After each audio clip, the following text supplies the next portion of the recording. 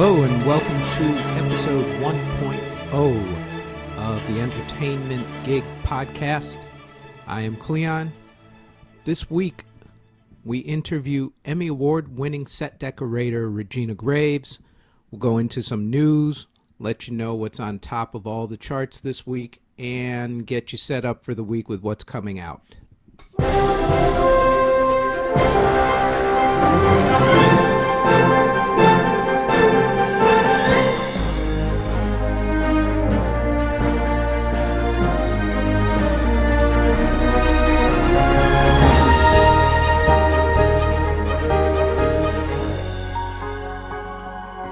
Okay, now for the news this week, and the news continues to be all about Prince. We're not going to go into the rumors about the drug use, prescription drugs, or whatever. We'll leave that up to the quality professionals such as the National Enquirer. Instead, let's hit upon a couple things that happened this week concerning him. For starters, Paisley Park is, according to his family members, now going to be turned into a museum, sort of like Elvis Presley's Graceland. My hope is that people will still be able to record at Paisley Park, and at least they can section off that part of it for musicians. Also, in Paisley Park, supposedly Saturday or Friday, I forget which exactly, but the rumored Vault of Music was drilled open, and according to all that were there, or all who were there, I should say, there is enough material in that vault for one album release every year for the next 100 years. That's a scary thought. That shows just how much music this man was still doing and didn't even bother to release it. I'm rather curious to hear exactly what is going to come out of that vault. Should be fascinating. A couple other things. One, Prince did not have a will, as it turns out, so this whole estate situation could get rather messy. I'm hoping not. But it will also remind people such as myself that perhaps it would be a good idea to get a will made so that you don't end up going through the court system in order to do things. One story that came out this week was concerning the song Purple Rain and the rock band from the 80s, Journey. The story goes, according to Jonathan Cain and Neil Schon, members of Journey, was that Prince thought that Purple Rain sounded an awful lot like Journey's Faithfully, which when you listen to the two tracks back to back, you can see where the comparison comes in. The chord changes are very similar. So, what Prince did, and this is a pro tip for all you young bucks out there like Pharrell and Robin Thicke, who will just blatantly take a song, according to the courts. What Prince did was he called up Jonathan Cain and asked for his blessing. He played the song for him and asked for his blessing so that Journey wouldn't go back and sue him. Jonathan Cain and Neil Schon gave their blessing to him. Purple Rain came out, and it is, by all accounts, including mine, the signature song of Prince's career. If Pharrell and Robin Thicke had just gone to the Marvin Gaye family before they wrote Blurred Lines, or at least put it out there and played it for them, maybe asked for their blessing or whatever, maybe they'd be a few $1 million richer at this point. Not sure, but maybe. It couldn't hurt. In any event, Jonathan Cain and Neil Schon thought that this was a really class act and a classy move. According to them, they have a lot of songs that get stolen, at least sound remarkably like Journey, and those artists do not go and ask Journey for their permission to rip off their sound, basically. So Pro tip, when you're writing music and it sounds remarkably similar to somebody who's still alive or at least has an estate, it's always a good idea to at least do the classy thing and ask for their permission first. What got overshadowed in the whole Prince tribute this past week was on the same day as Prince's passing, blues guitarist Lonnie Mack also passed away. He was extremely influential in the blues, and unfortunately, he got basically washed to the side in the wake of Prince's death. I thought we should pay tribute to him. He was extremely influential. Also, on this past Sunday, Billy Paul passed away. He is most famous for, I believe, Me and Mrs. Jones. That was his signature song. The weird thing about Billy Paul's passing was that the day before there was an internet rumor that came out that said that Billy Paul had passed away. And that was quickly squashed down by his management and a bunch of other people, so that when the official passing came through the next day, people thought that this was just another internet hoax. As it turns out, it was real. Rest in peace, Billy Paul. Me and Mrs. Jones, still a classic, great song.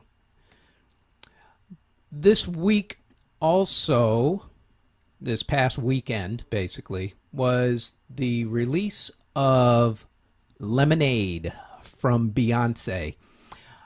I'm not going to get into the whole who is Patty with the good hair and all those sort of rumors that are going around right now. That's just Twitter BS, whatever. The thing that makes this interesting is that it was announced with an hour-and-a-half special on HBO. It used to be, way back when you announced an album, you had weeks of build-up, you had to go out, do all the interviews, cozy up to the radio stations, and then you would release your albums on a Tuesday.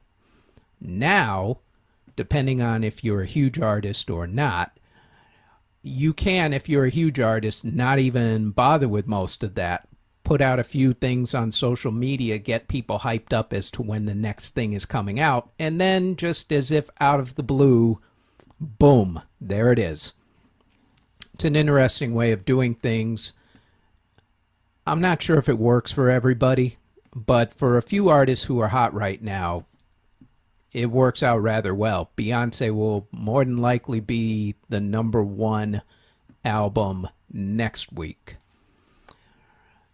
In corporate news, DreamWorks Animation was bought by Comcast Universal this past week, which just goes to show you that the rich keep getting richer and the media keeps consolidating at this point.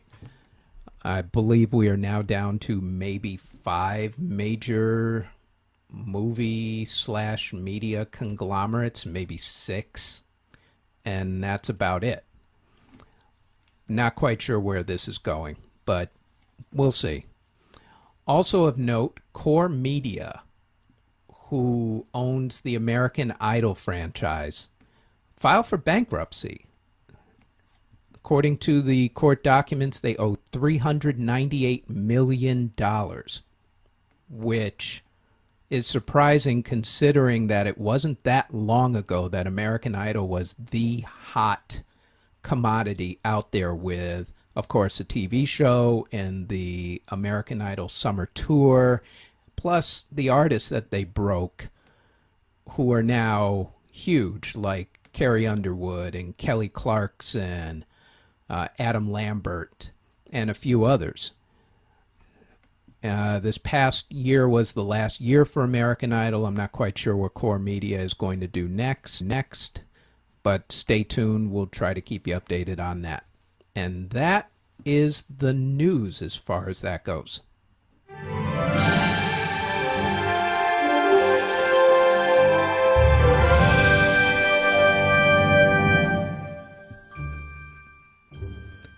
Okay, on to the interview. This week it is with the Emmy award-winning set decorator for the Knick, Ms. Regina Graves. A few things of note on this interview, and apologies in advance for a couple of things. One, the interview was conducted at her home late afternoon, which led to some fun interactions. For starters, she has 2 dogs that need to be near her at all times, otherwise they start barking like crazy. So on occasions you will hear dog noises, mainly growling and gruffing, and I have no idea why, but dogs be dogs. Also, I'm going to actually put the entire interview up. I was going to originally do just little snippets of the interview and then on a separate post do the whole entire interview, but I decided to keep this one in because it's rather interesting and it's kind of funny. We talk about the beginning of her career. I have her defend one of her movies. We talk about the award night when she won the Emmy Awards. Then we get a little more serious. We talk about the research that it takes in order to do what she does, specifically the Knick, since that is probably, I'm willing to guess, her most challenging one to date because it's a period piece. And also we talk about moral dilemmas in the entertainment industry. For instance, when you have to work with someone who, shall we say, has a less than reputable reputation when it comes to certain things. But all that will be explained later on in the interview. Also, the beginning of the interview, if it seems the way it goes down, that the very beginning, the first 4 or 5 minutes were kind of rushed, it's mainly because we started talking, we went in depth about the beginning of her career, and then I noticed that the computer which records everything wasn't working. So we had to start over again.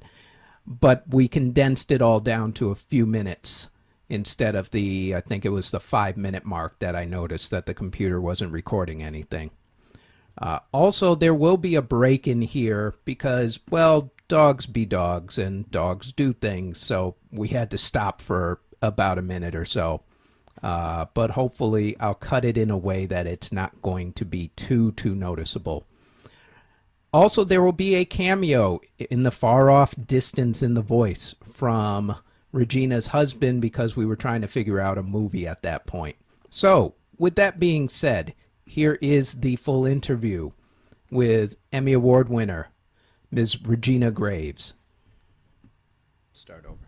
There it goes. And I think I said a couple of times. Is actually an okay thing.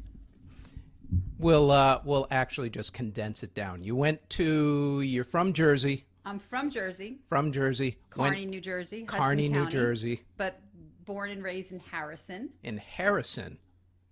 It's a square mile of a town right next to Newark Airport. Thank you. Or Newark. It's between Newark and Kearney, put it that way. Oh, okay. But we were in the Guinness Book of World Records. For having the most bars in a square mile. I'm not sure if we still are in there for that, but way back when, it's a middle class, town, a lot of Irish, Italian, Polish, now very Portuguese. Right.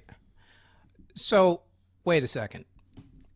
Is that record actually something to be proud of or no? Well, a little town like Harrison making it in a book like that, I think, is something to be proud of. Well, I guess it beats most mass murders in a town. True. That'll help. Yeah. All right. So then once you got out of Jersey, as it were, you went to school at the New York...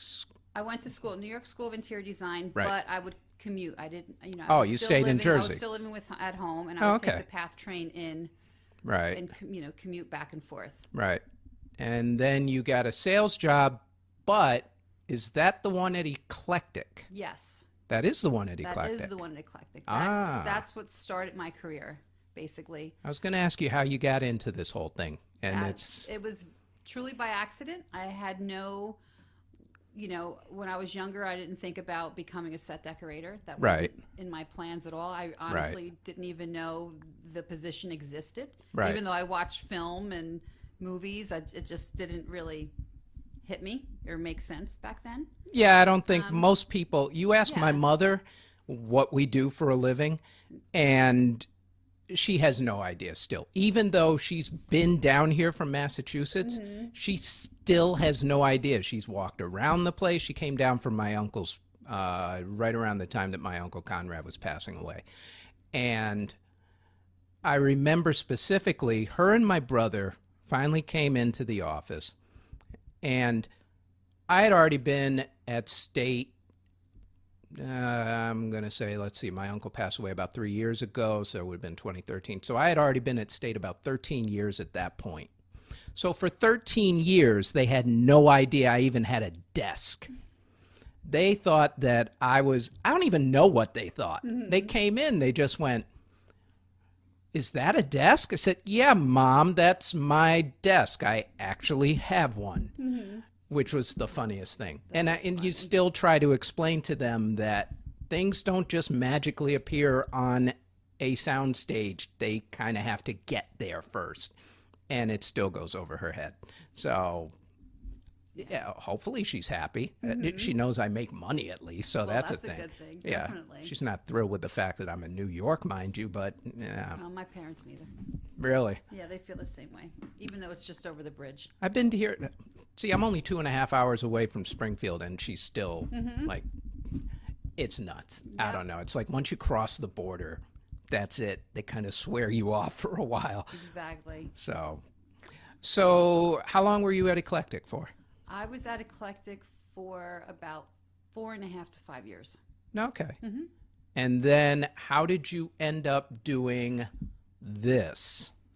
I ended up doing this because when I first, like I said, when I first started Eclectic and I answered that ad that day from the Village Voice, I really had no idea what I was getting myself into. I just knew that they needed a salesperson, someone who was interested in antique furniture, someone who loved film, and I think I fit all those qualifications. I ended up meeting the owner of the prop house, and when I went there, figured out and was told what it was all about. It was a rental house for decorators, art directors, stylists, people like that, prop people, to come in and rent for like TV and film and print and what have you. So, after 5 years of being there and meeting people and meeting especially set decorators, it was something that I knew that I would love to do. It wasn't interior design, but it, in a way,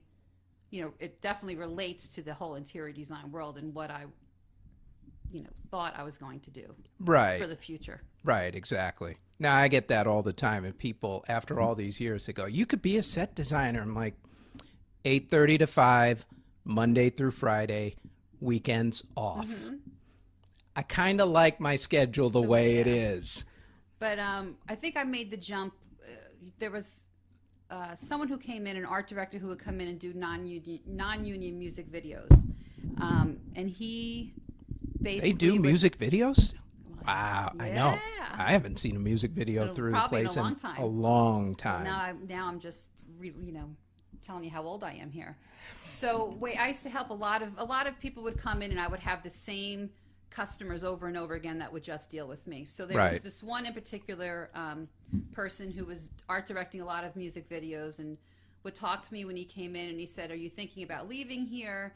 I'm looking for a decorator. If you ever wanted to leave, you have a job with me." And wow, blah blah blah, not telling me that what I had to do really entailed working sometimes 24 hours a day, and that you got a 1 day flat of like $125. Yeah, funny how they skipped that part of the gig. These, music videos where basically he was really shopping all of the props and set dressing. I was really the set dresser who was on set, washing windows and hanging the curtains but I did that for a while. It was fun. Okay. What was your first one? You remember? My first one, oh my gosh. I think it was a Cyndi Lauper video. And believe it or not, it was a non-union music video. And Yeah, I think actually Cyndi Lauper may have yelled at me too.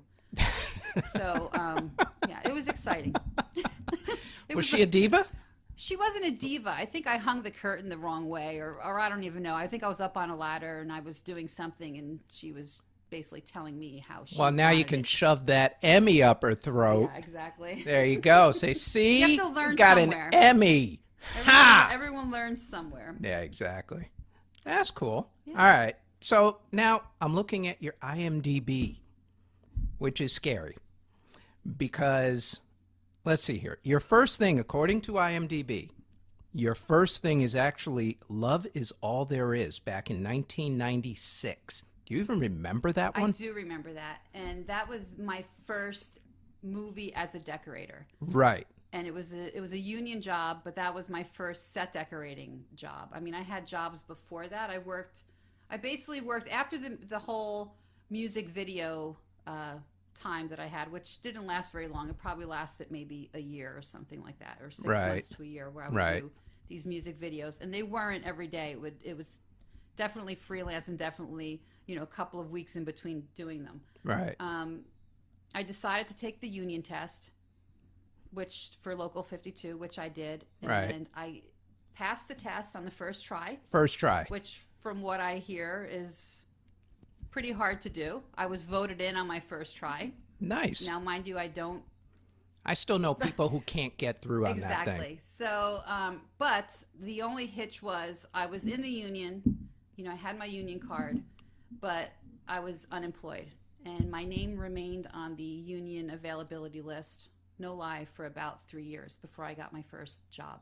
Wow. So while I was on the availability list, I called the union because, of course, I had to work. Right. And I asked if I could take a non-union job, which was the Ricky Lake Show. Oh, and I worked on the Ricky Lake Show as a full-time employee, because it was every week we would shoot two times a day, and I was on that for about maybe at least 2.5 years. Here's how weird this world works as far as New York goes. About a year and a half ago, we got a call from a guy who wanted to get rid of a lot of his stuff, some of which is still hanging up. When you come into the place, there's the Mardi Gras masks and a couple other things. They came from this guy who, as it turns out, was a party planner. He was moving. I felt bad for him because he was moving from the Upper East Side. He was moving down because he was getting older, into a smaller place. The place on the Upper East Side jacked up the rent. Shocker of shockers. This guy's son was the executive producer to the Ricky Lake Show. Oh, that's funny. It's just very weird how it works sometimes. I probably knew him. You probably did. You probably did. I forget the guy's name, but he was a party planner, did a whole bunch of really ritzy parties for, I don't even remember who, but it was a relatively famous list. And yeah, his son was the executive producer of Ricky Lake. That's funny. Yeah. So anytime you go into state, if you see a wired up, I grabbed an Eiffel Tower from him, which stood about 4 feet tall. There's a wire Brooklyn Bridge and some Egyptian stuff that he swore he got from Cairo, even though it looks like it was made in China. Oh, you have Whatever. to show me. Next Yeah. time you go in, you have to show me. Yeah, it's rather funny. All right, so you did Ricky Lake, which, oh, by the way, is not on your IMDb. Well, you have to edit sometimes. I guess so. Speaking of... But I do remember Love Is All There Is. All right, and then, according That was to Angelina this... Jolie's one of her first movies. Was that one of them? Yes. Oh, okay. I'll have to make apologies for the dog. I have 2 dogs sitting underneath me. I apologize. It's quite all right. And you named the cat something other than... He should have been Julius Caesar, but Should have been Julius. Elvis. Could have at least gotten Napoleon. So we got Brutus and we have Cassius. Constantinople was taken. Well, he's definitely, we call him Cash for short. That works. Cash is a good name. He looks like a cash, actually. Yep. All right. So your list is actually rather... Well, first off, you were assistant set decorating like crazy. Definitely. But before I even became an assistant set decorator, I was a set dresser. Right. I mean, the first job, which probably should be listed before. Shall I read you the list? No, but I know my list. I know my list. Well, actually, no. I was the decorator on Love Is All There Is. Right. My next job should be celebrity. Yep. As a set dresser. As a set dresser. And You that's were when also I finally on. got the phone call. My name came off the list. That's Oh. what you should know. All right. I was saved by a very nice lead man who started my career, I must add. Would you like to give said credit to said lead man right now? Danny Grasso. I will always give him credit. Let me list some of the stuff that you've been in just because this is some good stuff. All right, let's see here. You Got Mail, Law and Order Special Victims Unit. Every time I say that, I want to do the k-king. Let's see, what else is on here? Coyote Ugly. That I was a buyer on. Yes, you were. But still, that is cachet in my book. Oh. I like that movie. It was cute. It was a cute movie. Had Piper Perabo. John That's Goodman, right. who Remember is awesome. Yep. Anything that John Goodman is in, he just makes it that much Mm-hmm. better. Let's see what else you were in here. This is just art department stuff. War of the Worlds. That World. I was the decorator for New York. Yep. World Trade Center. Is that was the Oliver Stone That movie? was the Oliver Stone movie. That was the one where he screwed up the Marine. The Marine was actually black, and he made the Marine white, and then sort of pseudo apologized for it afterwards. Love you, Oliver. I didn't get to that part of it. Love you. I know you had nothing to do with that. It's all good. It's okay. Well, I know where we That was stand. a It's hard okay. film to work on. Yeah, I'll bet. I can't even go down to No, it's hard. I went to the memorial once. I don't think I can do it again. I can go outside and stand at the footsteps, but to go into the museum, I did it once and I made it I'm going to say about 20 minutes before I just collapsed, literally, because there's this room that you have to go into, or that you don't have to go into, but you go in and it's dark, and they flash the faces of the people who were killed, and you hear the 911 calls. No, that's okay. Yeah. Oh, brutal. It is brutal. Yeah, I don't You think I'll be cannot visiting. make it through that room without, you can't. You sit there and you just automatically, it's rough. Even thinking about it right now is rough. So let's move on. The Amazing Spider-Man. Yep. The Sisterhood of the Traveling Pants Part 2. That was fun. Not the original? Not the original. I was the assistant on that to George. George DeTita, who, Yes. by the way, I am interviewing tomorrow. Oh, that's nice. God willing. We'll see how his schedule is. I wanted to ask him something about this this proposition that I think he's a Brooklyn City Council member, is doing, where they want every production to state how much money they're bringing into the city. This sort of BS. I don't know. Really? Yeah, it's weird. I'll throw it up in the show notes. It's just stupid. All right, and then we get out of art department mode and we go into your set decorating mode. Well, according to IMDb. So let's see here. The Taking of Pelham 1, 2, 3, the remake. Because the first one just wasn't good enough. You had to do it again. We did. Although I enjoyed that. That was a good movie. It was a good movie. Denzel, John Travolta, Louis, who always dies in his movies, apparently. Mm-hmm. I forget his last name. Which one are you talking about? Louis, short Latino dude. He's in virtually everything. Oh, Great my God. character. What? Guzman. Yeah, Louis Guzman. Yeah. He's awesome. Love him. You did the pilot episode for Gotham, I did. and then you grabbed the Knick. Well, from Gotham, I went and did the pilot of Vinyl. That's where I went right Ah, after okay. Gotham. And then you went to the And then Knick I went after back. that. Well, I went back to the Knick. Oh, okay. Gotham was after the first season of the Knick. Right. And then I went literally one day to the next, didn't have any any break in between. That's I gotta be went tough. from it was. Yeah. We finished the Knick. We wrapped on that. Right. Went right to Gotham. Right. And then I think I finished Gotham on a Wednesday and started vinyl on a Thursday. Wow. Yeah. However, it worked out because you are an Emmy winner. You've been nominated for 5 other awards. You were also in the same year, as I know it, I think one of the very few people to be nominated in 2 different categories for art direction, set decoration. Yes. It was exciting. Not bad. Take me through the day. The Emmy Day? Take me through Emmy Day. Oh my gosh, where do you want me to begin? I don't know. It was kind of all a blur until, well, I went and got my hair done and did all that stuff. Mm-hmm. My husband and I walked the red carpet with our art director, Laura. Laura was the art director on... Did you have to stand there and take all the photos and all that sort of stuff, or took a were you bunch of just kind of photos. walking by and no one knew who you were? We weren't through that red carpet where like all the stars go. It's Right, really right, funny right. because they kind of shuffle everybody else, Right. to the other side, which is Right. kind of hilarious. Right. We had our own little red carpet walk though, Oh, okay. which was exciting. That's cool. So I don't even know where to begin. So All right, let me take you through it. Nerve-wracking. Right, you sat through it. Your award was announced Well- how long in? Our award was announced probably, I'm going to say maybe like 40 minutes in.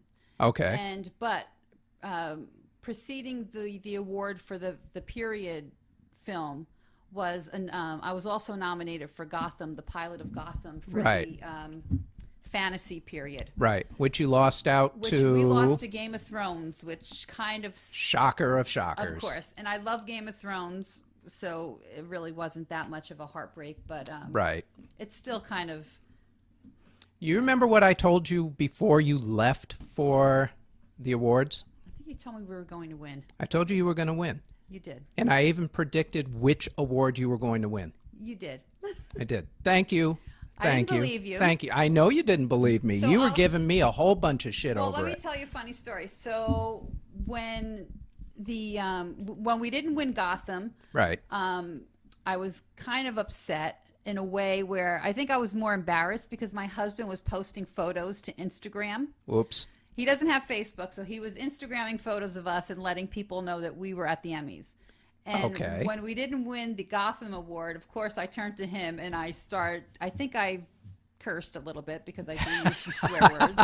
And I was really upset with him that I said, see, like you shouldn't have posted any pictures. Now I have to Bad juju. Yeah, like I have to tell people we lost and blah, blah, blah. Right. So in the middle of me arguing with my husband, Right.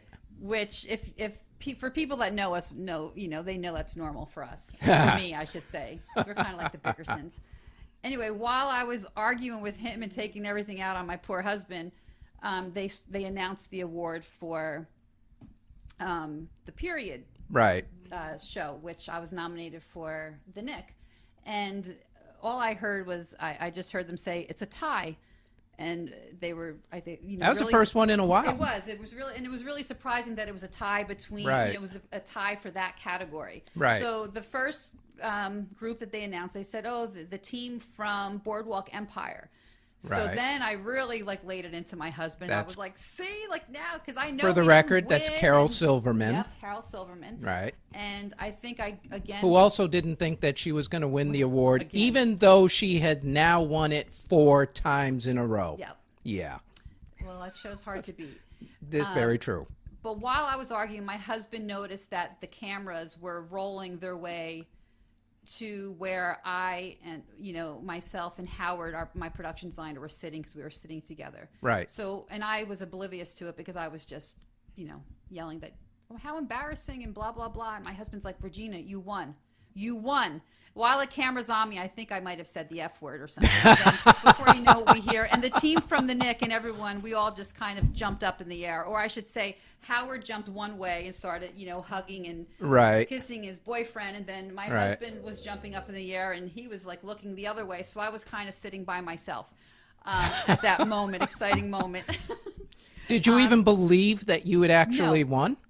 No, I really didn't. I honestly It's just kind of didn't. one of those moments that it's like, Yeah, I mean, the Knick is a beautiful show. Absolutely. I think it's a gorgeous looking show, and not Right. because I worked on it or anything like that, but it really is. But unfortunately, it's on Cinemax, and a lot of people don't watch Cinemax. And I kind of went through the whole year where people would ask me, "Oh, what are you working on?" And I would say the Knick. They would say, "What's that?" Right. What's the Haven't Knick? seen it. Haven't Haven't seen seen it. Cinemax. I don't have Cinemax. If No one it's has not Cinemax. HBO, it's not on cable. Exactly. So Unless it's Netflix, Howard I guess. and I were not expecting to win because we really didn't think that anyone saw the show. Right. I mean, people in our field did, but not as many people as we would like. It wasn't as popular as like the Mad Men, or it wasn't as popular as Boardwalk Empire or Downtown Abbey, or Masters of Sex. We were definitely. I'm actually shocked that Downton Abbey did not win at that point. Well, we were up against some stiff You were up against competition. huge competition. Yeah. But TV's completely changed from what it used to be. Definitely. I mean, I remember the days when it was like the bastard stepchild of movies. And if you were a movie actor or actress, there was no way in hell you were doing a TV show. It was looked at as your career was basically over at that point. And I think it took Holly Hunter, as I recall, was like the first major actress to do a TV series, of which I think lasted only 3 years. It was on TNT. I think had it have been on something else, or at least had something else have been around at that point, because there was no Netflix, was still DVDs. It hadn't really started streaming yet. So, and it took House of Cards in order to break that open. Or if there was a Hulu, which I think was still an argument between all the networks at that point. If there had been something like that, that show would have been huge. I think she played a cop who was in a wrong town or something weird like that. Yeah, but I know what show you're talking about. Yeah. I just don't know exactly which one it is. Yeah, I got to look it up. But there were two. It was from that point forward, all of a sudden, people started taking TV seriously. That, and I think these days, if you're not making a superhero movie, you're probably not making a movie.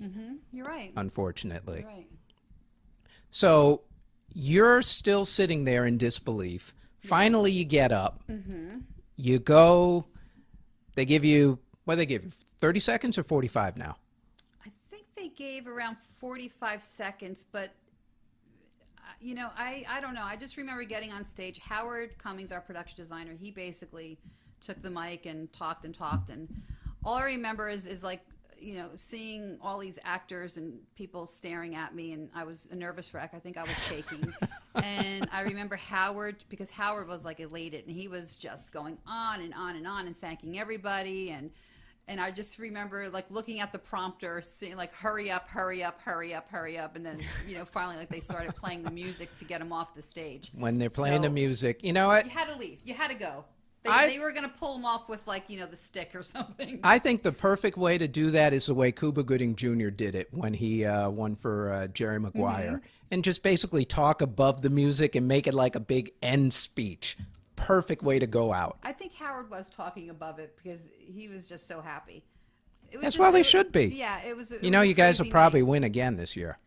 I don't know. I'm putting it out there now. I would love to repeat it, but I mean, there are a lot of good shows out there. Well, today. that's the beauty of TV these days, is that. And you have to be nominated first, which right. That's a little, it's a little Well, nerve-wracking. guess what time of the year it is, because they've already started. Well, they have started. We're getting all our different Emmy consideration. Are you getting all those? Do you guys get like a bunch of DVDs, or do they allow you to stream them?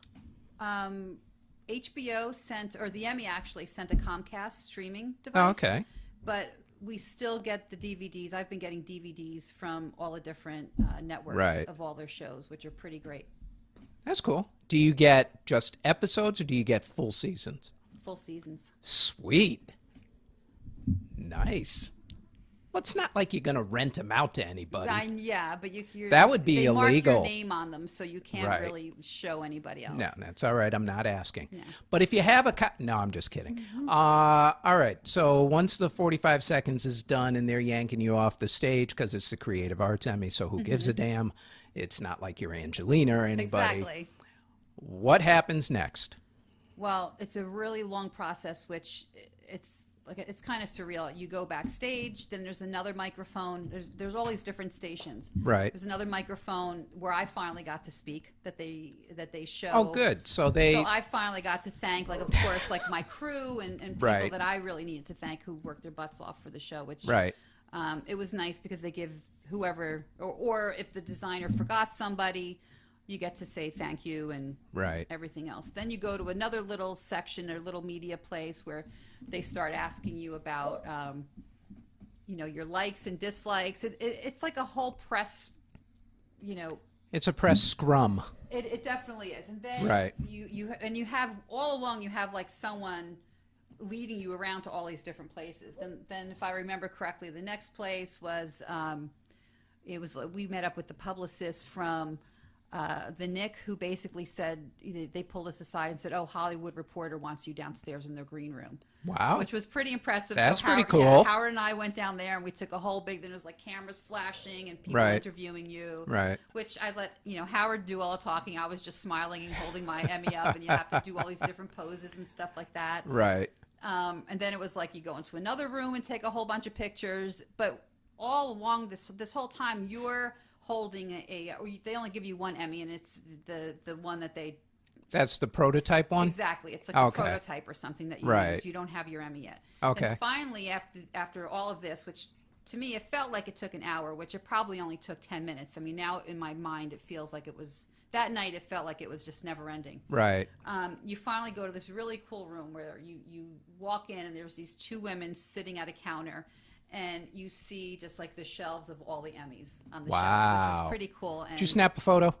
I didn't have my camera on me. I didn't have my camera or my purse or anything when I went Why didn't on you bring your stage. camera? I'm not going to bring my camera. You and bring my your phone up there and you Instagram this. It's a once in a No, I lifetime. didn't even think Hopefully about that. longer than once in a lifetime. I couldn't do that. And And then now you he has finally my phone. sign your name in and sign your name, and they finally hand you your Emmy, and then they give Right. you. Well, then I saw the boxes, these really beautiful boxes, and I said, "Do I get a box? Is that for my Emmy?" And they told me, "Oh no, we give you the box at the end of the Emmy, at the end of the ball, because they want you to carry your Emmy everywhere. So Oh, for when the you're love of- leaving the ball afterwards, Okay. you finally get the big box that it comes in, so you could take it back on the airplane." Oh. But Wait, after how'd you that- get it back on the airplane? in the box? No, but I mean, did it have its own seat? No, my husband. After I won that Emmy, my husband carried it around all night. He wouldn't put it down, and people were walking by him, like actors and people. Right. Oh my God, congratulations! Thinking he was the winner because who Uh-huh. knows who I am, So he carried it. He had to carry it on the plane. He had to show the stewardess and half the people on the plane, and then. He had it on his lap for a while. Then he put it up on the in the overhead bin. Proud husband. We should talk about your husband right now, actually. Your husband is... A chef, John You Villa. could say his name. John Villa. My Chef husband John is Villa? running late. That's what he's doing. No, he's a chef, and he has worked in which restaurants? Which I already know the answer to, but go ahead. He's worked in a lot of restaurants. I mean, He's worked in a lot of started out- big restaurants. He has. He started out very young, and when we first came into New York, he worked at a place called Tropica, which was in the Grand Central Station there. Right. And then he moved on to a place in Midtown called Judson Grill, where he was the sous chef. Mm-hmm. And then at like 22 or 23 years old, he became one of the youngest executive chefs in the city when he became the executive chef of Judson Grill, Right. which he was also nominated for a Rising Star James Beard Award. I have to throw that in. Mm-hmm. From there, he was at the Boathouse in Central Park. He redid the whole boathouse at one point. He was a patroon. He then opened his own restaurant downtown, which was called Pico. Right. It was a Portuguese Right. inspired restaurant Mhm. with modern, modern flair, I should say. But unfortunately, we opened in January of 2001. But, yeah, it was we did. kind of bad timing. Right. It took a long time. It was a lot of heart was put into the space. We renovated a space downtown by the World Trade Center it took Right. us about a year and a half to renovate it from the ground up. Right. He and his partner. Right. And, he opened up in January 2001. After like 5 weeks, he had great reviews from William Grimes for the New York Times. And unfortunately, 9/11 came and never really recovered from it. Yeah. So he tried to stay open for a couple of years. He changed the name, made it like a kind of, tried to make it like a family Italian neighborhood place. That really didn't work. And then Right. we had to give it up, and Right. he ended up taking a corporate job at Tao. Mm. Which Tao owns many different restaurants. Indeed. They own like Tao Uptown. They now own Tao Downtown. And he was the executive corporate chef there. So, Where's he now? well, he's still at Tao until next week, but he just, he got a job a couple of months ago. He's now the president of Philippe, Wow. their restaurant division. Right. So he's going to be running like the restaurant end of the merchant group. Right. So basically, he's kind of a big deal He is a big deal. as well. That's what I was trying to get at, because I knew I he think was a he's big a big deal. deal. He's a big deal. And I've never eaten at one of his places. So Well, you have to. I know. Now I have to. Now you have I to. can't afford him. Are you just kidding have me? to- I'm on state you money. just have to call me. Well, that's a I have definite some now. pull. Yeah, just a little. All right. So now that we've gone through your husband, we've gone through the Emmy night, which, by the way, I need to take a photo of that because that's about as close to an Emmy as I'll probably ever get. You never know, but you could definitely take a photo of it. Well, you know. I'll have to get it down. Yeah. A second. Where did my? Oh, I'm covering it. All right.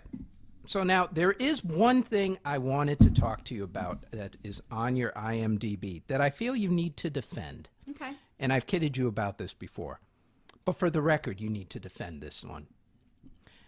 You worked on Step Up 3D. I did. Defend that movie. What's there to defend? It was a great movie. Oh, for the love of... Really? Come on now. Listen, I have to tell you, I was never Step Up. Isn't that what started Channing Tatum's career? He was in the kidding me? first one. Okay, but that's Cameo in the second. It started his whole thing. Can you name the stars of Step Up 3D? Oh my gosh. Okay, enough said. Wait, I can't think of Allison. Is that Allison Stoner? Allison Stoner, and who's the other guy? Oh, well, actually, Allison Stoner's cool. I like her. can't I take this back now. I forget who the lead was. Who cares? It's a guy who doesn't have a career anymore. I know, you'll never see them. But they were good dancers. Right.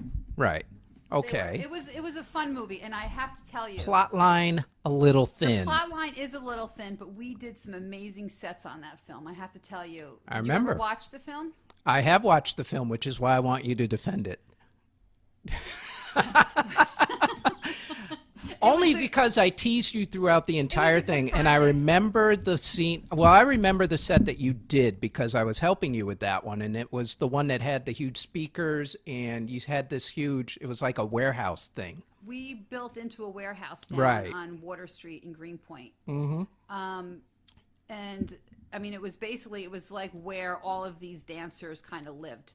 And I have to tell you, we had some really great sets in there. The designer had really great ideas. Right. We did a box room. We made a whole wall of That boom was the boxes. one. Yeah. And we had these white floors. We had these Right. big mirrors that were made, and it was just really cool. That was like their dance rehearsal studio. But we had like a really great kitchen, and we had a parquet room. Right. Parkour. I'm sorry, not parquet. Parkour. Parquet butter. Yeah. Parkour. Right. Room, and we had a screening room in there. I mean, it was a really, as much as the content of the film wasn't there, it was It was weak. It was weak, but it was weak. It was a fun project to work on because Right. I think we did some really great sets, and it was a lot of fun. All right. As much as I have teased you over the years about this, and the fact that I think that you being on the Smurfs is actually cooler than Step Up 3D, I will say I like the Smurfs. Shut up. Smurfs was cute. Smurfs was cute. Reminds me of my childhood. It was cute. It was cute. And Neil Patrick Harris. I mean, seriously. He's a nice guy. Right. You can't go wrong with Neil Patrick Harris. The guy hosts like virtually Sofia every award Vergara. shows. That's very true. I forgot she was in that. She was in it, but I was so happy to meet, oh my gosh, the guy that does Project Runway. Oh, Tim Gunn. Tim Gunn. I was Make more it work. excited. Yes, make it work. I was Right. excited because he was on set one day and I had to meet Tim Gunn and take a picture with him. Is That's that like your biggest celebrity, like when, because I know you don't get blown up by celebs because you've been No, around there'd them only be long a couple, enough. but I did get excited about Tim Gunn, which was really, really weird. Who else do you get excited about? Who is like the one guy or girl that you wish that you could actually work with? Well, there are probably two. Okay. Johnny Depp. Okay. That's a good one. Actually three. Three. All right. Daniel Day-Lewis, who Very I've cool. never worked with, but Did you know I he met played? him. Did you know he played Barack Obama? No. Sorry. See, White House Correspondents' Dinner. You got to go back a couple years. They did this sketch where Steven Spielberg said that he was doing, it was after Lincoln. He said that his next project was going to be on the life of Barack Obama. So Barack Obama comes out and he says that there's only one guy who could play Barack Obama, and that's Daniel Day-Lewis. And Barack Obama shows up and he's like, but it's tough to get the rhythm down with the big ears and everything. That was 2 hours of makeup. That's And he funny. it was a funny sketch. Oh, I have to see that. This is why I love the White House Correspondents' Dinner. It's nerd That's why I prom. have to get out of here tonight. And to go that's watch why I'm getting out of here soon. it. That's Maybe. actually, maybe. It's quite all right. Can I tell you? Political junkie. Anyway, seriously, as much as I kid you about Step Up 3D, I am actually proud of you for that one. Oh, thank because it looked good. It did look good. And honestly, that's all that really matters. So there you go. At least as far as this goes. But that movie was weak. It was. Okay, it was. But I do like Allison Stoner. And yes, Channing Tatum was in the first one. And women love that guy. What is up with that? So- Never mind, I know what's up with that. Don't describe it. You have a husband.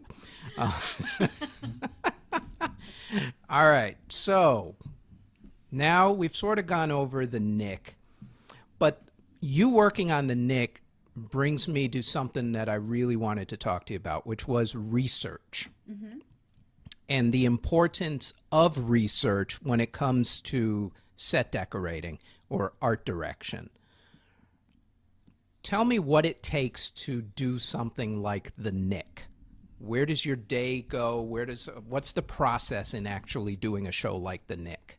Well, when we first started the Knick, I think we had maybe I want to say 12 weeks pre-production. Okay. Possibly 10, Right. 12 weeks, maybe a little bit more than that.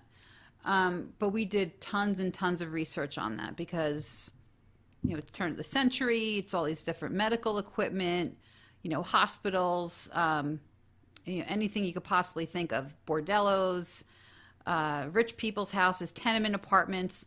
So I think the first couple of weeks of pre-production, we're basically doing research, going to the New York Public Library, the archives, the photo library. You're on the internet searching up different things. You're going down to the tenement museum, going to Columbia. We had a researcher that went up to Columbia Hospital to get a lot of their floor plans and a lot of their photo. They have an unbelievable library of medical library of everything you could possibly think of. It's all about getting all his research in your brain and kind of trying to absorb it all, and then just going out looking for collectors and vendors and people that have old medical equipment, and it's just trying to gather everything that you possibly can to make this show work. We purchased a lot of stuff from a lot of different places, and basically we set our set dressing space up almost like a mini prop house because our schedule was so fast. And we had no time to get ready. Once we started shooting, I really had no time to really go out and shop.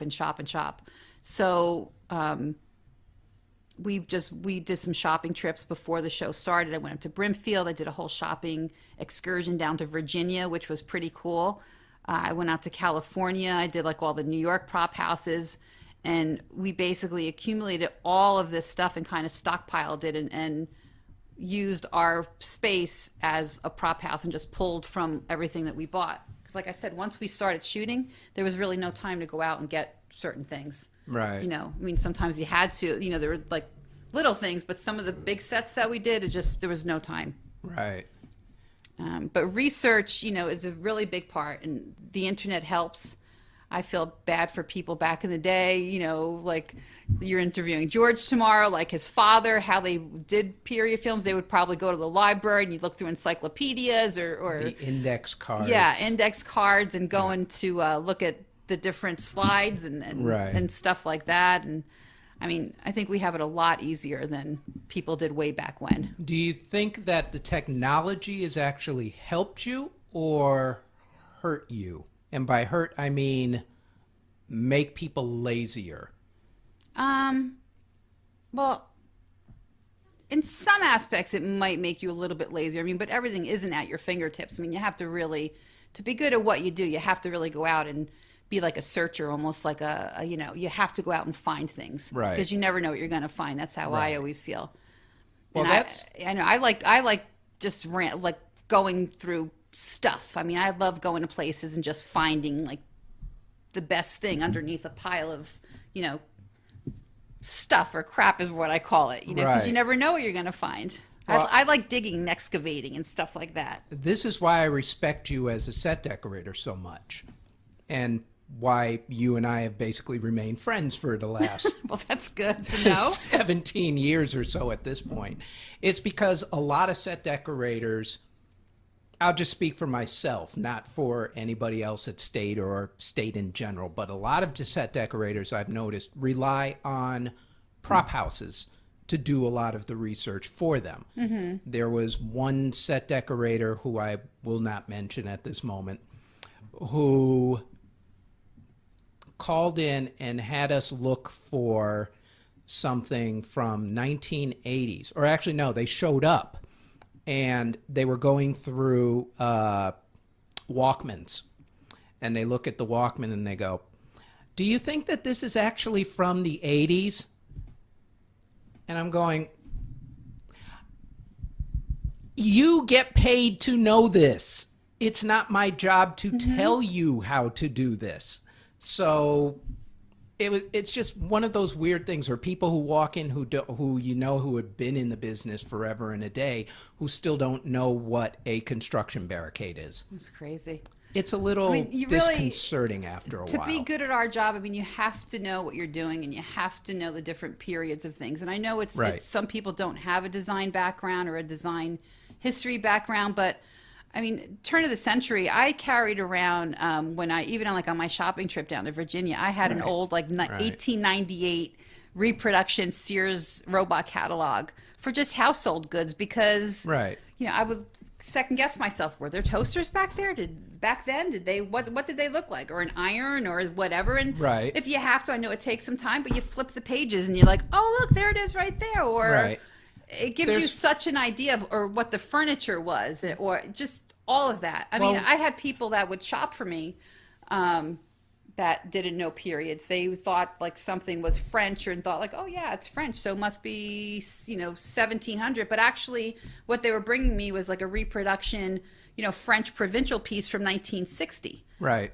So you really have to know. And I'm not making fun of anybody, but you have to you have to know your shit. You have to really basically know it. Right. Or you don't want like some faux pas where someone's watching the movie and someone picks up, the actor picks up the telephone, even though most of the time telephones are props, and then to say, oh, that's not a 1920 phone, that's actually 1935. Have you actually ever gotten internet trolls on the Knick? In other words, is there a group sitting there like in their parents' garage going, in episode 3 definitely of number 1, you had a toaster that was French and it was obviously English. You don't know what you're doing. Where there are many people like that. You would even see like on IMDb. I'm not sure if it's on the regular IMDb, but on IMDb Pro, I know for sure that there is a side, like on the little side part, it says goofs. Right. And if you click on that, there's so many people that write in. They'll be like in scene, in the scene with, say, Bobby and Susan, it was supposed to be 1970, but really my mom had that television in 19, Ouch. 95 or something silly like that. But there's Ouch. always someone that's correcting you or looking Right. out or notice. And some people say, or they think, no one will ever notice. Well, guess what? More Everybody people notices. than you think notice. And Right. some people even use the line, well, if they're looking at that, then the movie must really stink, because Right. they're looking at the background. That's usually my line. Yeah, and I'm one of those people that I look at everything. I do. Right. I mean, I notice everything that's there, probably because of the job I'm in, but I do notice everything. But Do you I'm not watch your one of own- those people that goof. Do you watch your own work? Definitely, You do. always. I mean, I watched like with the Knick. Right. By the time I got home at night, because the set dressing crew, most of the crew that weren't on set, weren't the on set crew, we worked more hours than the on set shooting crew, because Steven shoots very, very quickly, and Right. they had some long days, but we had like 14, 15-hour days most of the time. So by the time I got home at night, I had the dailies in my mailbox from that day. Oh, okay. It was like shot, it was edited, there was Right. music to it already. Wow. It was incredible. That fast, huh? If not that night, it was there the next morning when I woke up. Wow. And it's helpful because I like to watch to see, what it looks like, if it looks the way we expected it to look. Sometimes colors look different on set. You never Right. know the way lighting is. But I watch everything. See, I don't watch what I know I worked on. Really? Yeah, I See, can't. even when I worked at Eclectic, we did a lot of like you do. We did a lot of work with Saturday Night Live, and we did a lot of work with a lot of the soap operas back then. Right. And I used to love All My Children. I used to love One Life to Live, and I always watched. And I had a ball like looking at things that I helped the decorators with. Or like I wrote their invoices up and I was like, oh, that's ours, or that's ours, or I used to be able to do that, but after a while, I cannot watch an episode of Law and Order because I spend so much time looking at each scene going, okay, that's ours, that's ours, that's ours. What'd they do with that? Why did they do that? Because I know the hell that it went through when the order was placed to begin with. Mm-hmm. And certain sets are just a complete pain. And I'm not going to mention a show at this particular moment. Trust me, I think you and I can relate because I worked in a prop house for Right. 5 years, and I still, I mean, Right. like I said, when I worked there, I would do the same thing, or I'd be like, well, what happened to that? I thought she needed that sofa for that set, and it was like, And the 15 I phone need that calls no matter it took, what, and then yeah. where is it? And it never Never makes shows it. up. But then there are certain scenes. There is one with a person who we spoke about off this thing earlier, Mm-hmm. who it was a boxing gym, and that set was 3 weeks of, oh my God, 50 million phone calls and a ton of visits, and the hell that it took. And it's not the fault of the set decorator. I should say, from a prop standpoint, we already know where the fault lies. It's not with you guys. It's always with some, and I'll be nice and say, idiot who's above you, who can't make up their mind, or the person even above them who can't make up their minds. And it's just the frustration that you get after a while from dealing with this. And I know from your standpoint, you're getting phone calls from me and from other prop houses going, all right, what's the deal? We close at a certain time. I kind of need to know this answer right now, and you can't give it to me because somebody above you, let's be blunt, doesn't know what they're doing half the time. Mm-hmm. How frustrating is that for you? Because I know how frustrating it is for me. It used to frustrate me a lot more, when I first started, I have to say. Right. Now sometimes it's the norm, sometimes it's not. It really depends who you're working with. Right. Luckily, I haven't had any of those problems with like people changing their minds or doing different things lately like that. Your last few gigs have been actually really Yeah, they've been really great. And well run. They I gotta have, say. and the people that I've worked with, I've been really lucky to work with designers who know what they want, Right. who really have, they've done their homework, or they just have a vision and they know what they want. It's there's nothing worse than working with someone that is not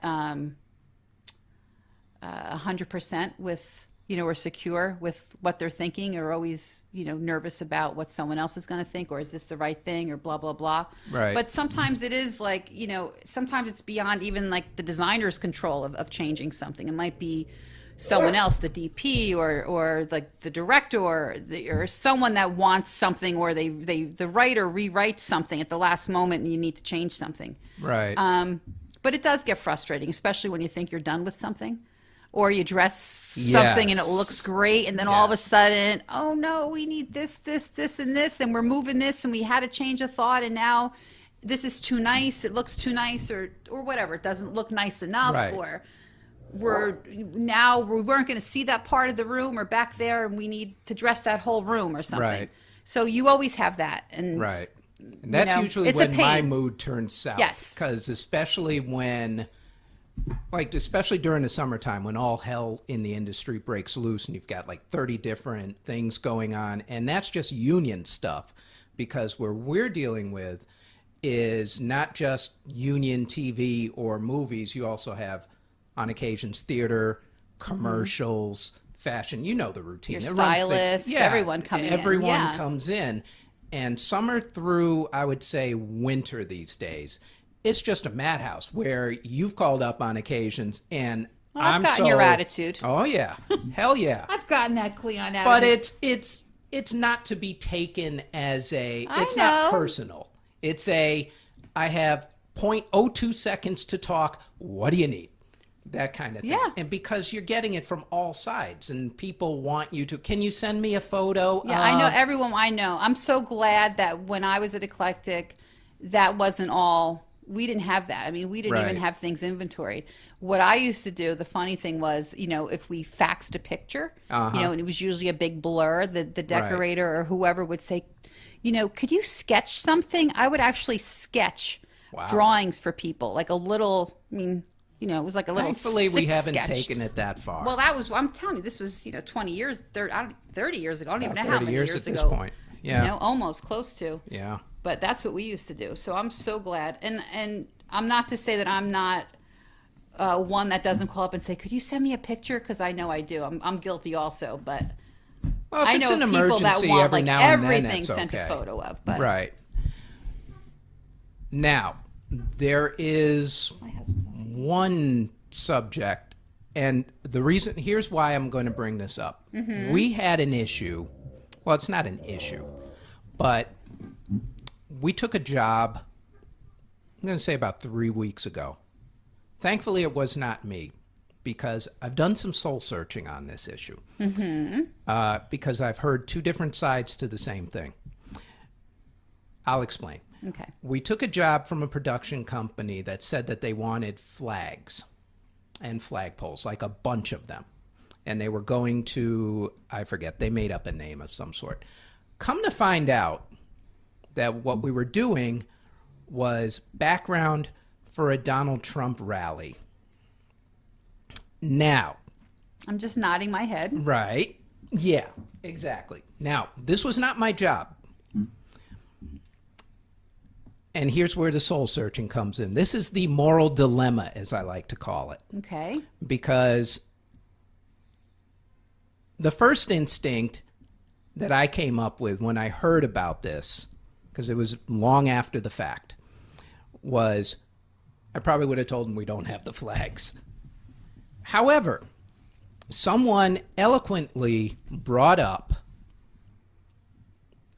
the dilemma of the freedom of religion laws that are now going around the country, where you can refuse service to someone based on what they say are your religious values, but in actuality is just nothing more than just legalized discrimination. So would you turn down a gay couple because you didn't agree with the fact that they were gay? Would I turn down Donald Trump because there isn't a thing that's come out of that, let me be nice, man's mouth? Thank you. that I would even remotely on a bad day agree with. And I say this as a moderate independent and not a member of a Democrat or Republican Party. Now, I only ask you because you have worked and do work for a man who, to be nice about it, has some issues out there that, to be fair, I don't know if they're real or not real, and the media makes up a bunch of stuff and whatnot. Mm-hmm. So my question is, how do you deal with the fact that you're working for him? And I'm not going to say who, but you can say who if you want to. But how do you deal with knowing the rumors, conjecture, Well, whatever? that's what it is to me, rumors. Right. You know, my relationship with that person is very different from, you know, I've done almost 9 movies with the person. Right. And, you know, I respect him Yeah. as a director, as like a movie maker. I What think the he's, hell? I Let's think just he's- say who it it's is. Woody Allen, and Woody and, Allen. and you know what he's accused of in his personal life. Right. First of all, you know, everyone has their beliefs and everything. Right. I don't believe it, but that's me. I don't care if I lose friends over that or Right. what have you, but I'm Right. entitled to my belief or what I feel. And I really don't think about it much. I mean, there are people have I should say maybe one person has approached me on it who Right. just gave me her thought about him and what she thought and gave me an earful. And to be quite honest, I didn't even get into it with her because I really don't care what other people think, to be personally honest. I mean, I have my beliefs and that's what I think. Right. And, you know, I look at him as someone that I work for and someone that I respect and someone that his peers respect. Right. I mean, he's one of the, you know, greatest filmmakers, I think, alive and who's Right. ever worked in our craft. Right.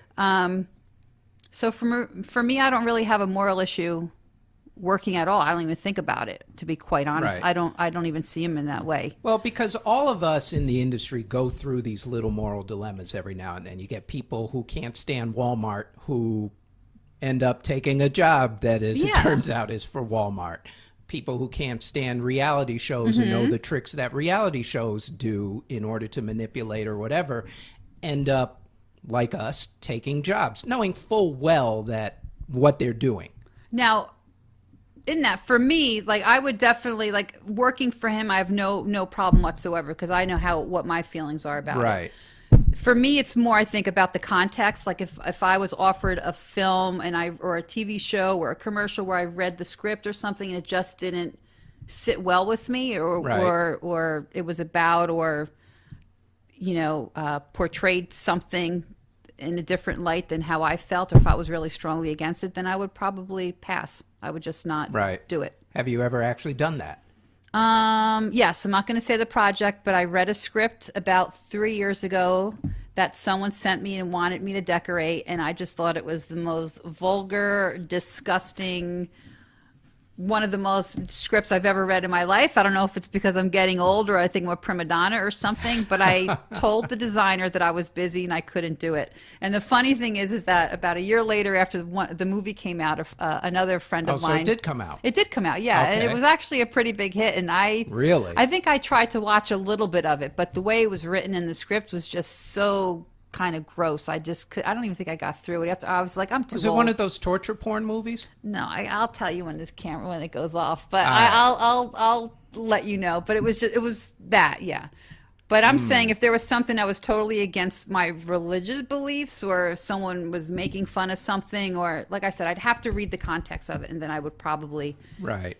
you know, have a different issue. But as far as Woody goes, you know, it's really funny because I follow like on Facebook the Woody Allen pages, and now like a movie that I did last year called Cafe Society is coming Right. out, and it's getting big buzz and stuff like that. It just got a release date. I forgot which one it was. It did. It's coming out. It was. It's going to be opening in August or something in Europe, and then July it got pushed up for July in the States. And Right. you know, there are people that, of course, like the first 2 comments someone writes, or always something good. Oh my God, I love Woody. Can't wait for this film. Then of course, then you get the people underneath that, all the haters. Trolls, right? And I want to write, if you hate him so much and you have this belief and you think he's this or you think he's that, why are you even following it? Right. But I don't, Exactly. because it's whatever. Because people don't have lives. They could do whatever, they could believe whatever they want. But like Right. I said, I did have one person who tried to do this whole, he's this, he's that. I said, well, that's your opinion. It's not Right. mine. Right. Cool. We're in the home stretch. Yay. These are questions now that I'm going to ask everybody just because I can. Okay. It's my thing. All right. Here we go. Basically, there's 10 of them. Favorite movie of all time? Oh, that's hard. Not best movie, but favorite movie. And it can't be anything you worked on because that's just kids. It's not. There's so many. Oh, this is Okay, really give hard. me a top 5. True Romance. Okay, I like that one. That was Quentin Tarantino, I think. Quentin Tarantino wrote the it, and screenplay. Yep, and, Right. And, Tony Scott directed it. right. Who I worked for, Tony The Scott. late great Tony Scott. Yes. May he rest in peace. He was great. Awesome guy. Last of the Mohicans. You're kidding me. Love it. Love Daniel Day-Lewis. Daniel Day-Lewis. I love it. I And- will find you. Yes. Yeah. The Godfather. Well, what? I mean, that's a classic. It That's is. that's like a guy's number one movie right there. I'm not a guy. I know that, but still, well, you're from Jersey, so it's Okay, good. Goodfellas. Good. You like mobster movies. Of course. This would be the Guido part of the whole This is thing. the Jersey part of me. Jersey. Where are we up to? That's 4. 4. You want another one? Well, you said 5. My top Okay. 5, because I love so many movies. All right.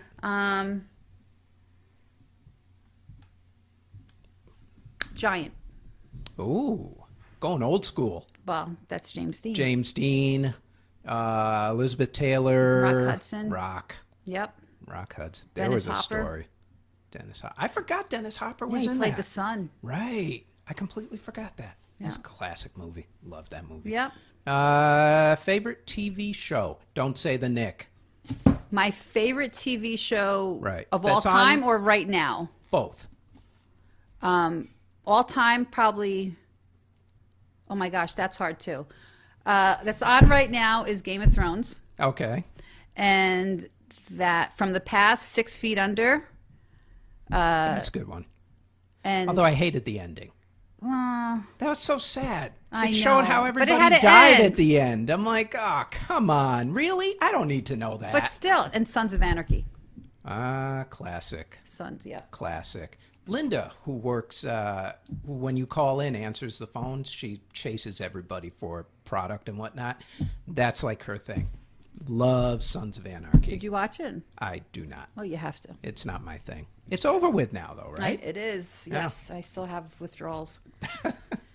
What is your favorite guilty pleasure movie? Like a movie that's so bad it's good. Twilight.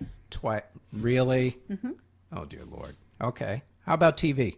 I'm not embarrassed to say that either. I noticed My that. husband knows. I You run. yelled If he that puts out. it on at like 1:00 in the morning, he'll put the volume up. I'll jump Right. out of bed and run in there and watch See, it. mine would be Independence Day or 2012. It's just one of those movies are no matter what they're on, you could be passing by while channel surfing. If they are on, I'm going to at least sit through the Empire State Building blowing up. Or just some, That's they're not both, it wasn't a they're bad stupid movie. movies, but they're just fun to watch. They are. I'll watch Twilight anytime, anywhere. Don't know how I feel about you now after that. I can admit it though. You can admit it, and everybody's entitled to an opinion. Yours is just bad. What about for TV? Guilty pleasure for TV. Right. It's probably a reality show. Well, I love The Amazing Race, but probably Okay, that's not actually a guilty pleasure. That's no, a good show. My guilty pleasure is House Hunters. Okay, that's not bad. That's not bad. As long as it's not Storage Wars or something like that. No, I don't watch Storage Wars, but I do watch that Antique Roadshow sometimes. I'll tell you a story about Storage Wars after we get off of this. Movie that you think needs a reboot. Another reboot or Like a reboot? Another reboot or a reboot, since like Spider-Man's already had I don't know how many reboots at this point. In other words, what movie would you just like to see remade? Since Hollywood has officially run out of ideas. Gosh, that's a hard one. It's a hard one. I mean, I love Willy Wonka was one of them, but I really didn't think it needed a remake, and the remake was horrible, I thought. All right. I don't know. I can't answer that one. I don't know if I can answer that one. What about TV show? Like they just did 24. They sort of redid it, and now they're coming out with 24 Legacy, which is another character, not Jack Bauer this time. They should do a reboot of MASH. They should. Oh, that would be That would be good. They could redo it in Iraq. In Iraq, yeah. Or like, Afghanistan. Yeah, definitely. Yeah. Yeah, they should do MASH. It would still be as hard hitting. See, that's a good one. Yeah. I like that. Good answer. Good answer. All right. Now we already went over your IMDb. A project that you turned down that you wish you hadn't. Boy. That I turned down, I wish I Right. had. Where you looked at it afterwards and went, man, I wish that I could have actually have done that movie. You know what? I got a call to do First Night. What was it called? First Night? First Night, which is the... It was a dinner. Was it First Night? My husband knows. Go ahead and look it up. I have to look it up because and the reason why I turned it down was because I thought I was too inexperienced at the time. I had never really done a movie before, and I was just kind of intimidated and said no. Right.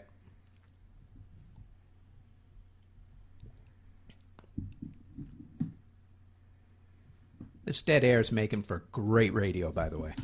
I'm just kidding. I'll cut this part out. Well, you want to hear my dogs down here? Nah, it's you all can right. hear them like growling. I'll cut this part out. What was it called? Wait.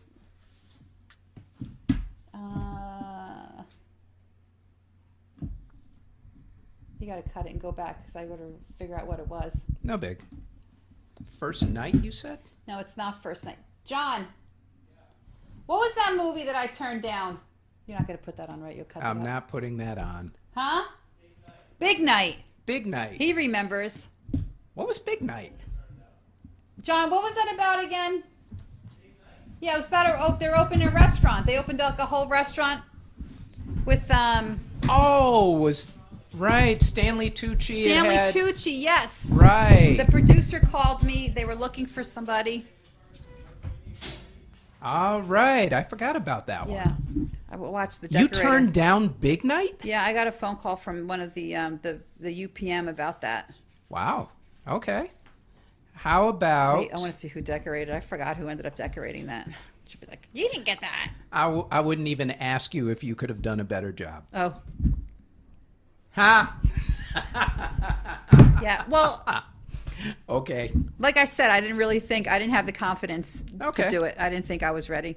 I forgot that was even filmed in the city. Yep. Wow. But then my husband and I watched it, and he was like, and I was like, what did I could have done that. Project that's out there right now that you wish you could actually do. Right now that's out Right there? now that's out there. I wish that I could do... That's on TV or whatever. What's your that's already dream- being Right, done? that's already being done. Oh. What's your dream thing? Well, I wouldn't mind. Well, I'm it's assuming not really Game being of done. Thrones. Well, Game of Thrones, yeah, but that's a lot of travel. That's a hard job. Plus, Right. I would love to do something like Game of Thrones, but I would really love to do like the remake that they're doing or the reboot of Blade Runner. Ooh, or work good like one. the second, if they're doing another Mad Max movie. That's like my Right. dream job. Right. Doing something like that. Not Star Wars? Your son will love you. I would love doing a Star Wars movie, but yeah, that Tough too. gig to That get too. at. But like a sci-fi, that kind of thing. So sci-fi fantasy. Definitely.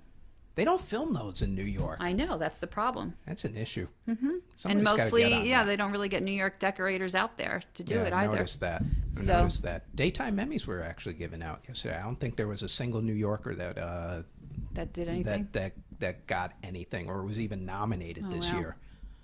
But soap operas aren't even in the city anymore, but there's a lot of other daytime stuff that should have been nominated. And TV, I would probably want to work on Outlander. Oh, that's a good one. It is a good one, and it Yeah. looks good. It has a really good look to It's it. like the only thing that's on Stars. Mm-hmm. Yeah. Trying to good think show. of what else. There was another show that used to be on Stars all the time called Boss, which is sort of that's my guilty pleasure TV series. Boss starred Kelsey Grammer as a Chicago mayor. And it had a lot of, I saw that.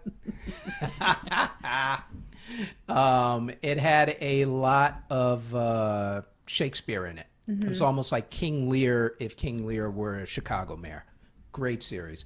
It's on Amazon Prime or Netflix. I forget which, but yeah, it's good. It only lasted 2 seasons, so it's a quick binge. I think it's like 20 episodes. It's really good. I like Kelsey Grammer. Yeah, Kelsey was awesome in this. And I think he got a Golden Globe for it during the first season, I believe. No, he's good. He's great.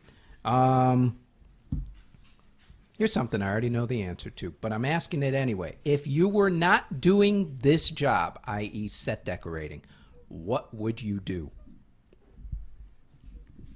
I'd be an interior designer. I knew that. And why don't you? Why don't I? Yeah, why don't you? Because right now I'm too involved in this, and I like doing this too much. You know what I mean. Oh, really? You like doing this? I really do, yeah. I mean, Yeah. I know there are some set decorators that have their own interior design services. Right. So why don't you? Because all my time is involved in this. I think unless it was some big hotel or Right. something like that, Okay. I would maybe stop doing what I'm doing, but you need some time. I don't think I can take off from my job for a year to go do that because I just Right. think I would miss it too much. Well, that's good to hear. Yeah, I really would. That's good to hear. All right. Last question. What do you do outside of set decorating? What's your passion? Horses. I knew that. Other than my kids, horses. Other than your kids, which you have to say because you're contractually obligated as a mother to say your kids, even though you can't stand both of them. Now, I'm just That's not kidding. true. I'm kidding. Actually, your kids are cool. Yeah. Because, They are. Yeah, well, I know them already because they're on Facebook all the time. You post pictures like crazy. No, I don't. Every maybe 2 weeks or so. I'm not like one of those Every people two- that post every day. I know there are some that are, don't be looking at me like that. Do I post kids on my Facebook? Your nieces. Okay, right? my niece Yeah. and nephew and my goddaughter. Yes. Yeah. No, but not every day. I'm not Right. someone to post every day, Oh, and like my my godson. life. Right. And my godson, Robbie, who is awesome. That's it. We're done. That's Great. it. See? This was great. Painless. It was painless. It's fun, I'm right? sorry that my dog was under there growling and No, I whatever. love your dogs. I love the they're pretty names of your big. dogs, too. But see, you have big dogs. See, I don't They're like... huge. Yeah. Little thingies. Ah, I hate those little things. Like, you see them posted on Instagram and whatnot, and all you see Well, are these... sometimes they're cute, but they yap a No, lot. they're not cute. Yeah. No. Sometimes. No, little dogs are not cute. I don't care how much hate mail I get for You're that. going to offend all like the little dog I owners know of the I world. am, but it's annoying. Get a real dog. Get a big one like yours. Love them. Thank you very much. Thank you. I appreciate this. It was great. Love you as well. Love you too. Talk to you later. Ciao. Ciao.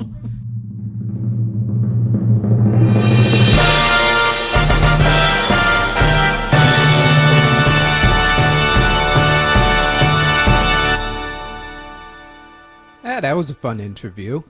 We had a good time, and thank you very much for Regina Graves, and my apologies already for the fact that her audio sounded a little further off than mine.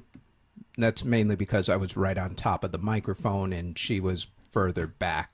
Apologies for that. Also, apologies to Regina Graves for basically tanking her career at this moment and probably tanking my job at the same time. Just kidding. Anyway, let's move on to what is number one this week. The number one album is Shocker of Shockers from Prince. It is the very best of. The Purple Rain soundtrack is actually number 2 this week, which is a major step up from what's normally number 1 on the Billboard charts. The number 1 song, however, is from Panda, called Designer. The number 1 movie for the past weekend was The Jungle Book, which I think has shocked Disney. I don't think they were expecting it to make that much money, but apparently this thing is a huge hit. On TV, the number 1 show for the week on broadcast television, or what we used to call the Big Four networks, is Empire. The number one cable show from this past week is actually Game of Thrones' premiere episode. As far as what's coming out this week, Beyonce's Lemonade will be released actually I think it was released already, but it's coming out on CD this time around. Also, you're going to get new albums from Cyndi Lauper, the Goo Goo Dolls, Keith Urban, and Mary Chapin Carpenter. On DVD this week, the major release is the movie Joy, which starred Jennifer Lawrence.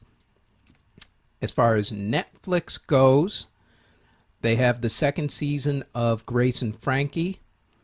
And as far as movies coming out this Friday, well, everybody's going to see Captain America Civil War. But on the off chance that you don't want to see yet another superhero movie, there's The Idol. There's also Mothers and Daughters. There is Dark Horse. And if you are a soccer fan / football, the beautiful game, there is Pele, Birth of a Legend, which I'm actually going to go see because I do love football and Pele is my all-time favorite player.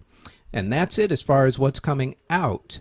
That is it for this podcast 1.0 of the Entertainment Gig. This has been Cleon. If you want to check us out any further, the website is theentertainmentgig.com. Facebook, it's also The Entertainment Gig. On SoundCloud, we're at CJBT-Productions. And the email, if you have any questions, comments, or anything else that I'm more than likely going to ignore, that is cjbtproductions@gmail.com. Stay safe, and we'll catch you on the next one. Take care.